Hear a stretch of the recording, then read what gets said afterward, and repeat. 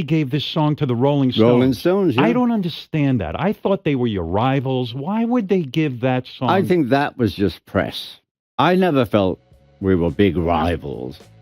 You know, we were the Beatles. They were the Rolling Stones. He was the Beatle everyone joked about until the world finally realized he was the glue holding it all together. From drumming behind the biggest band in history to surprising the world with solo hits, unexpected friendships, and a spiritual life that rivals any rock legends. Ringo Starr's story is full of twists you probably didn't see coming. Quick quiz question: which rock legend's son did Ringo help become one of the greatest drummers of his generation? Drop your guess in the comments. I'll reveal the answer later in the video. Stay tuned for the strange way he found drumming, his decades-long marriage to a Bond girl, and the serene lifestyle that's kept him grounded through decades of chaos.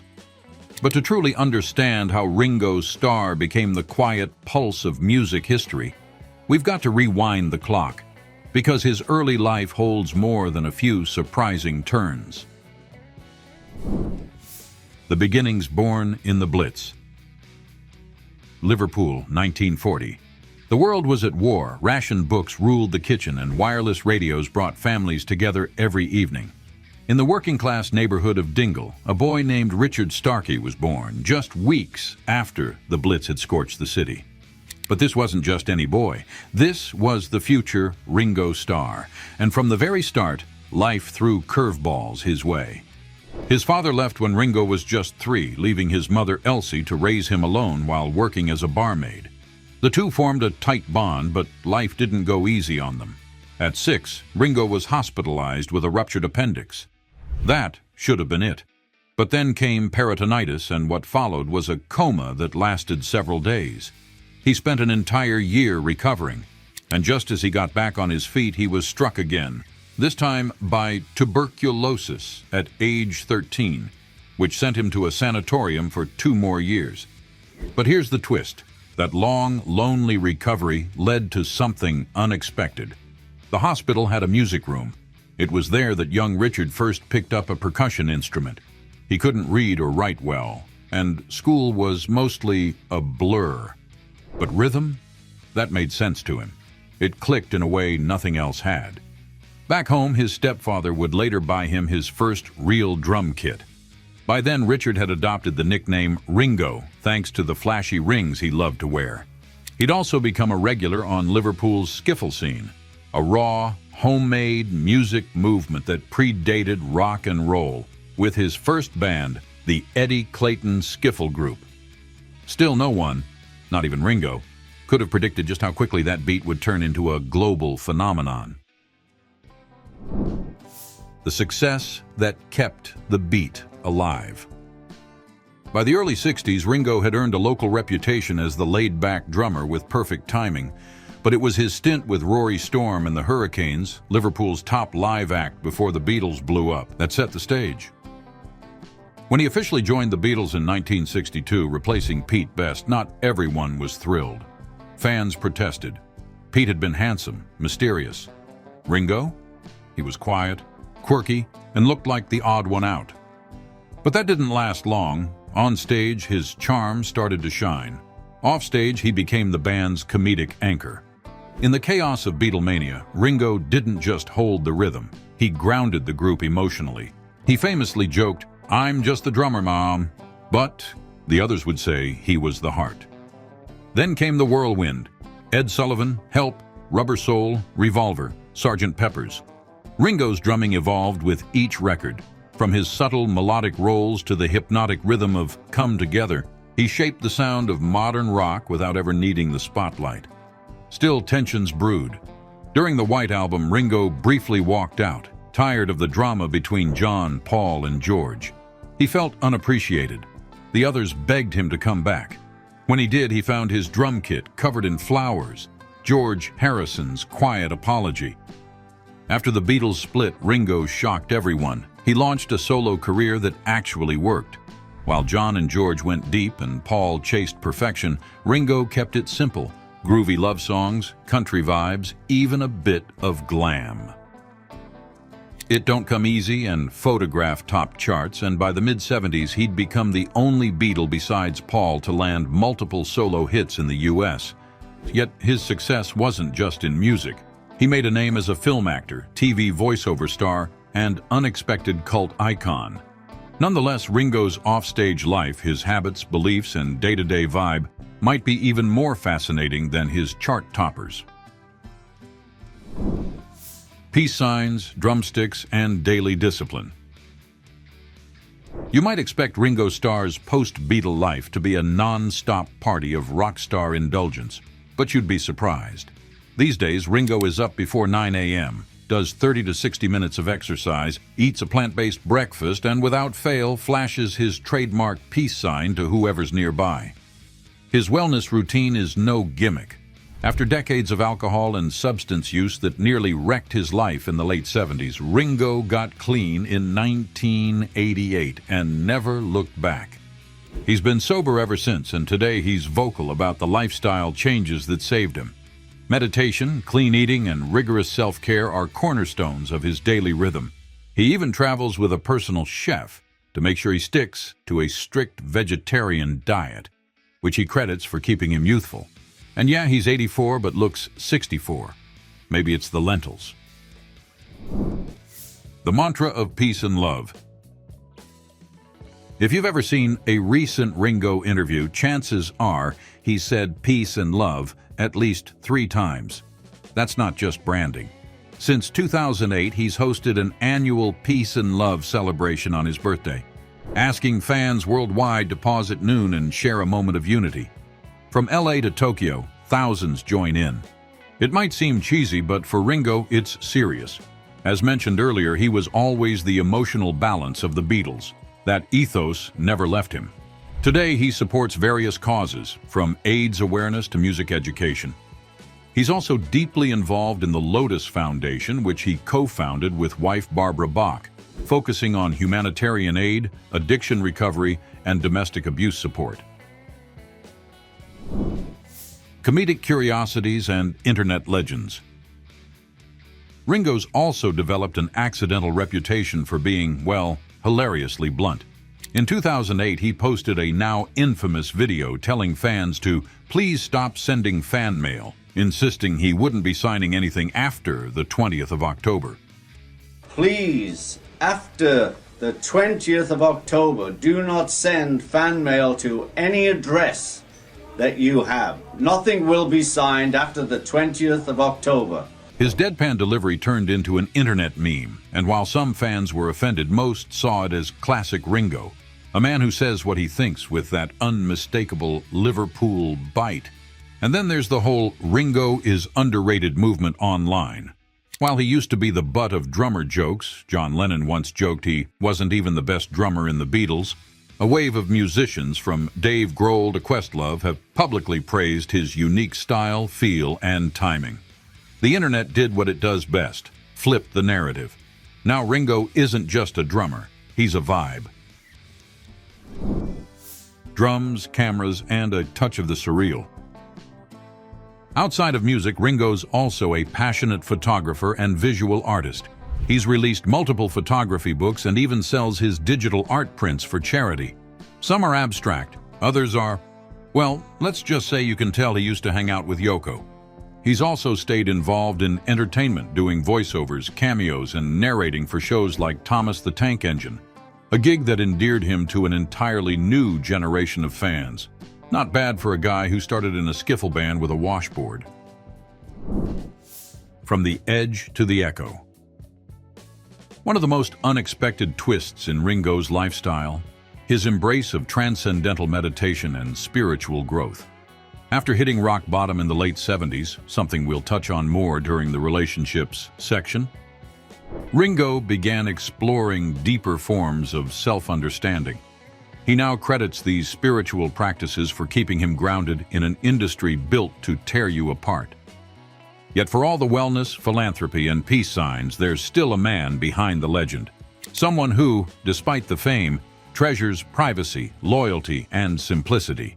Yet behind every drumbeat and peace sign is a lifelong circle of connection, heartbreak, and camaraderie that shaped who Ringo is when the lights go off. The bonds that never broke. When it comes to love and loyalty, Ringo Starr has one of the most enduring and surprising stories in rock history. After a whirlwind first marriage to Maureen Cox, which brought him 3 children but ended in 1975, amid fame-fueled turbulence and infidelity on both sides, many assumed he'd drift like so many rock stars do. But not Ringo.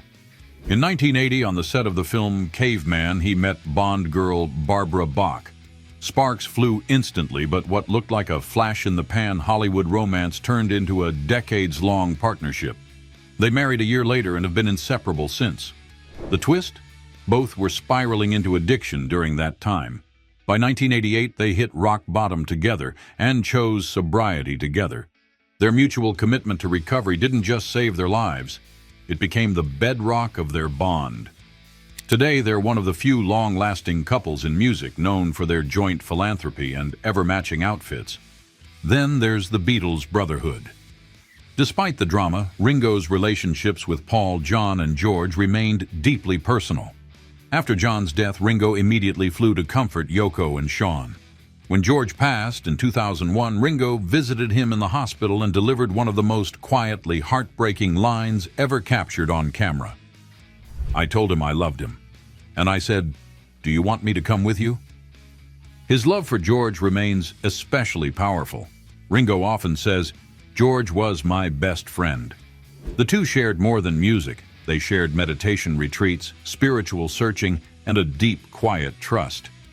And though he's the most private Beatle today, Ringo is still close with Paul. They tour separately but collaborate often, and every reunion photo sparks nostalgia worldwide. Still, the most surprising chapter of Ringo's story isn't who he's loved. It's what all of this has meant for his empire and the sheer size of what he's quietly built. The fortune forged in rhythm. As of 2025, Ringo Starr's net worth is estimated at approximately $350 million. This substantial fortune stems from his enduring success with the Beatles, a prolific solo career, and strategic ventures like his music publishing company, Startling Music, which manages royalties for his compositions such as Octopus's Garden and Don't Pass Me By. Beyond music, Ringo has diversified his income through acting roles, including appearances in films like Caveman and as the narrator for Thomas and Friends. His all-star band tours continue to be lucrative, drawing audiences worldwide. Additionally, he benefits from ongoing royalties from the Beatles' extensive catalog, which remains a significant source of revenue decades after the band's dissolution. Yet, it's not just his earnings that intrigue. It's how Ringo chooses to live, invest, and find peace in his surroundings. The estates that echo the past. Ringo Starr's real estate portfolio isn't just impressive, it's a window into the life of a man who, after decades in the spotlight, clearly values privacy, comfort, and a bit of rock star flair. For nearly 40 years, Ringo owned a lavish mansion in Tittenhurst Park, the same estate once home to John Lennon. The Georgian Manor in Berkshire was not just a home, but a piece of Beatles history, featuring 72 acres of rolling English countryside and a recording studio where iconic music was made. Ringo eventually sold the property in 1988, but not before leaving his own mark on its legacy. In Los Angeles, Ringo and his wife Barbara Bach have called a stylish estate in Beverly Hills home for decades. Tucked in the exclusive hills, the property boasts panoramic views, minimalist interiors, and that unmistakable Californian calm, perfect for a former Beatle who now prefers drumsticks to spotlights. The couple also previously owned a Hollywood Hills mansion designed by famed architect Richard Neutra, which they sold for a tidy profit. Back in the UK, they also maintain a home in Cranleigh, Surrey, far removed from the frenzy of London life. It's a reflection of Ringo's evolution, from the chaos of Beatlemania to the serenity of semi-retirement. Yet for all the elegance of his homes, Ringo's taste in vehicles reveals another side entirely, one rooted in flair, nostalgia, and just a touch of rebellion. The vehicles that traveled through time. Ringo Starr's relationship with vehicles mirrors his evolution from wild Beatlemania to mellow elder statesman of rock. And just like the man himself, it's a mix of sleek style, understated cool, and the occasional unexpected twist. Let's start with the cars. Back in the day, Ringo was spotted behind the wheel of some of the most enviable rides in music history. His 1966 Mini Cooper S was famously customized by Harold Radford, complete with rally lights and leather trim, a mod icon if there ever was one. Then came the 1970s, and with it, a silver Mercedes 600 Pullman Landaulet, a car so rare and grand it basically said, "I'm not just a drummer, I'm royalty." That car would later sell for hundreds of thousands at auction, adding a new layer to his legacy. But Ringo didn't stop at cars. He had a thing for motorbikes too, though he wasn't exactly known for racing through the streets. In fact, he once joked that while the other Beatles had motorcycles, he preferred to just sit on them and look cool. Classic Ringo. As for private jets, let's just say he got used to that lifestyle early. Touring the world with the Beatles meant private planes became the norm, and Ringo never fully ditched the habit. Even in his later solo tours, flying private wasn't a splurge. It was survival. Yachts and helicopters.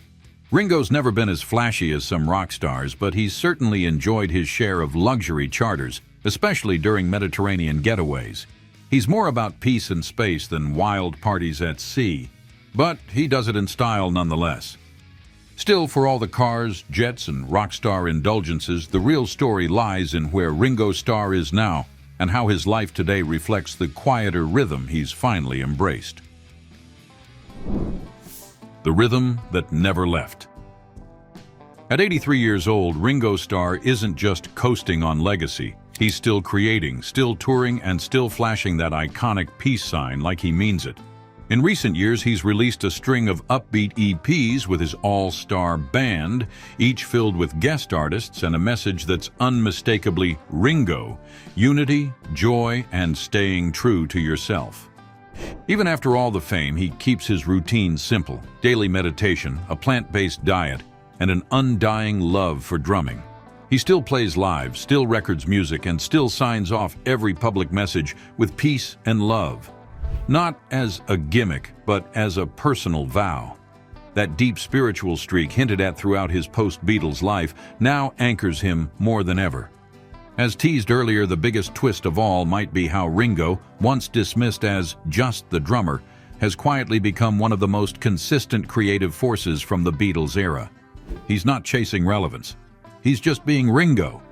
And maybe that's why, out of all the legends from that era, he still seems like the one who's truly found peace. Because while the world changed and fame burned bright, Ringo Starr found a rhythm no one could take from him, one that just keeps playing on. If you enjoyed this deep dive, hit like, subscribe for more timeless icons, and check out our other videos on legends who shaped the soundtrack of our lives.